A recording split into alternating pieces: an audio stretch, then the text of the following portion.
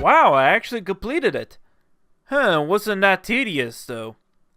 Alright, let's review it. Listen, this is just gonna be a quick review on Astropod and not a long in-depth review on it. I mean, what else is there to say about Astropod that has not been said before by people much bigger than I am? Yes, the game has been out for 1 year, there is no PC port, but like better late than never, I guess?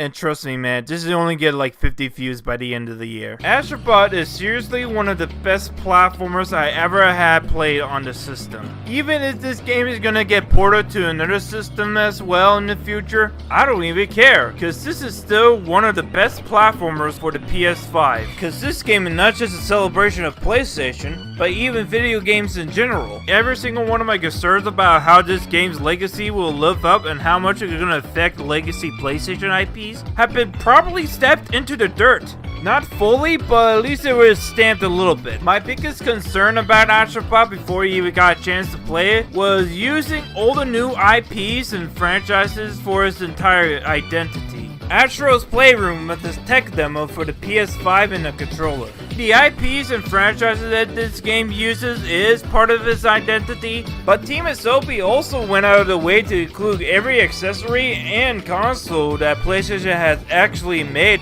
I mean, the only problem with that game is that it's still a tech demo, and this game is pretty much around an hour or two in length, so using some of the franchises and IPs that they get a hold of, or at least the ones they own, was pretty much excusable in that game. But like Astropod is a full price video game in 6 to 7 hours of content. I mean, how do I actually get a balance of fun level design and gameplay while also having IP of franchises that are not part of Astropod being a part of the game front and center? Well, funny enough though, they actually balance it much better than I actually expected, with a few caveats, but we'll get into that later on. So that alien creature pretty much stole your processor, messed up your ship, and you lost all your friends, until your main goal of the entire game is to find enough Astropod people as much as possible to progress through the entire game, and to find all the parts for your ship. These levels are actually linear design, but are still jam-packed with actually secrets and collectibles you can look out for, and pretty much miss in your first try. It has one of the most creative level design I've ever seen in years. Even though there are actually platformer games that I think that are way better than Astropod in my opinion, the level design in Astropod is absolute cinema. And if you're planning on going through every single nook and cranny to find every single Astropod and every single collectible, you're gonna be here for a long time.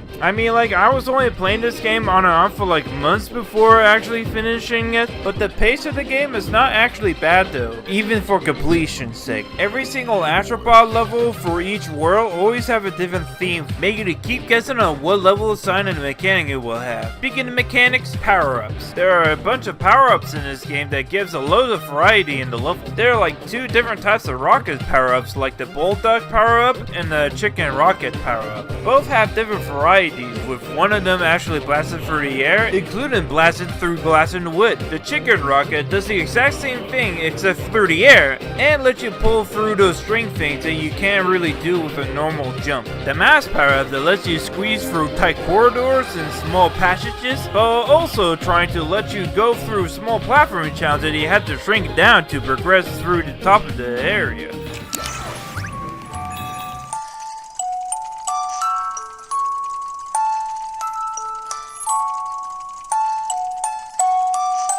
Monkey powers that lets you climb through those like hooks, pick up and throw rocks, and even do a slam move on those little buttons. There are even some buttons where you actually press onto them. You go onto a DualSense like machine where it shoots out paint, water, stars, and even suck up some bricks. Each single power up, with a few exceptions, are given full advantage in each level they appear in. There are a couple of weak power-ups like the clamper monkey power-up where you have to like push the L2 and the R2 button to use the clamper mechanic, which are just meh, but they're not outright bad aside from like a few speedrunning levels. I mean, the only problems I have with these power-ups is the ones that I only had like one use in one level, given at least more levels that I had taken full advantage of these power-ups.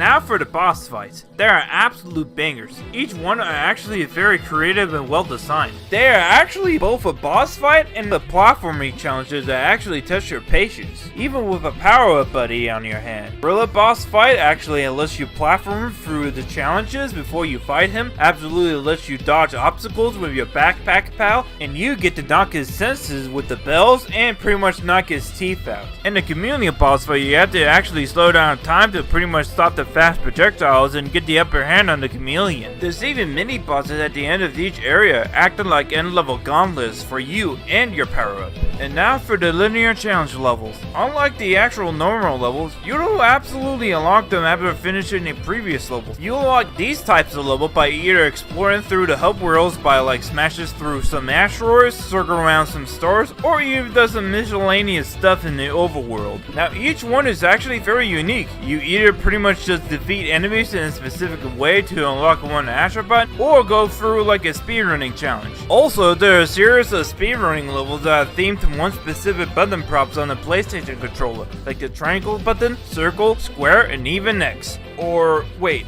the cross button? Now the cameo themed levels. It's pretty much just like an Astrobot level, except it actually controls and feels just like a specific game of that franchise, like either Ape Escape, where you actually capture monkeys, God of War, where you have the ability to throw your axe at an enemy and freeze them, using it to knock down some specific items, or pretty much using them to make platforms. There's even an entire Uncharted level where you actually go through an entire temple and use your gun to shoot at stuff. An absolute highlight for me. But if you're feeling a little bit tired after platforming through a bunch of levels and beating a boss, you can actually go to the crash sites, which is your hub world for this game. It's pretty much just like a typical hub world, but also a level in of itself. There's even a little bit of that Pikmin energy where you absolutely hurtle around a bunch of like Astrobot characters that you saved from some of the levels that you found them in. They can either make a bridge for you, either pull out some like strings, make a bunch of ropes to swing around, an Astrobot ladder, or either help you out find even more Astrobot villagers, or either find even more of those like puzzle pieces. And if you just want to hang out in the hub world and just relax, you can absolutely do that with all the Astrobots that you save. There's an in-game pachinko machine where you use it to unlock some items for your cameo bots, and some outfits for your Astrobot, or some paint for your ship.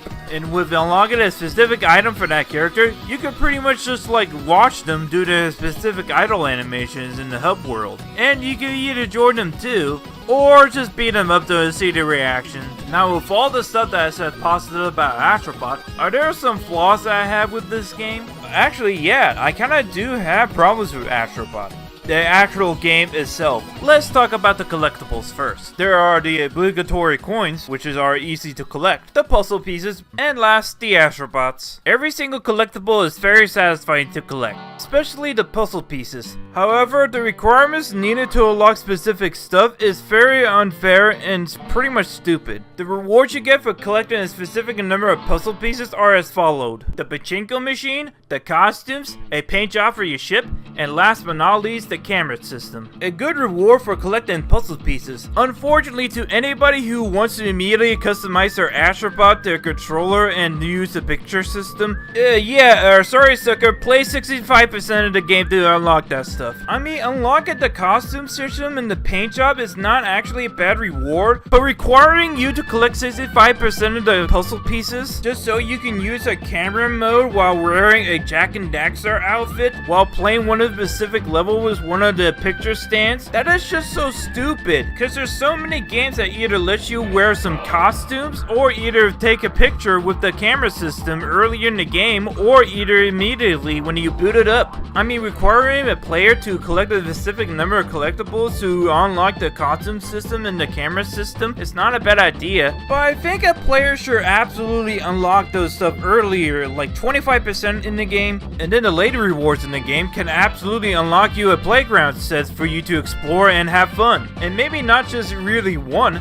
but pretty much either 2 or 3. And I think this is the better balance of unlocks for this game than how this game did it for the puzzle pieces. Now the cameo bots. The cameo bots are absolutely a great reward for any other players who are good enough to explore the levels. Unfortunately, for any future games that we're gonna get for Astrobot, our selective ideas of franchises that Astrobot can use for their sequel, unfortunately are very slim because PlayStation pretty much blew the lid off and include 85% of the franchises that PlayStation own. Minus the third-party IPs that PlayStation doesn't own, they're an absolute great inclusion. But unfortunately, the franchises that PlayStation hasn't included in Astrobot are very slim, and they're gonna have to include other characters from different types of franchises to fill up the Astrobot queue for the sequel. And I think the solution for Astrobot is to pretty much cut the cameos that PlayStation owns in half. I mean, I don't have anything else to say about the speedrunning levels that have been added in a future update, but they're pretty much fun to do. And you know what, I don't really have anything else to dish out the cameo bots. But thumbs up to the Christmas level, because they absolutely have loads of third-party IPs there too. And so, with all that being said, Astrobot is one of my favorite games that I ever played. So many secrets, so many fun levels, so many power-ups, so much creative ideas that they used. Yeah, I do have a little beef with some of the problems, but they don't subtract from the fun and engagement that Astrobot has. It's a great time from start to finish, and for being Astrobot's 5th game, this game does so much right to get the audience attention, unlike other platformers for PlayStation that had the same quality as this game, but not having a long-lasting impact like Astrobot is. And all the minor problems that I listed on this game are just minor, and they absolutely are getting me more excited for the future game to where they can actually improve on them. If you're looking for a fun and relaxing 3D platforming game that isn't just from Nintendo, then looking forward to Astrobot. It's gonna be a great time from start to finish. Not the #1 PlayStation platformer from Sony, Sackboy and Rift Apart Solo's Astrobot, but it's still a great time. Anyways, this is the end of the review. Thank you so much for watching. Unfortunately, this is going to be the last video for this year. I'm pretty much going to take a break from video making. Aside from an update video that I'm planning on doing for this year, I just hope I can get it done on time. Or if not, just expect the update video in January or something. Anyways, what do you think of Astrobot? Did you got a chance to play it?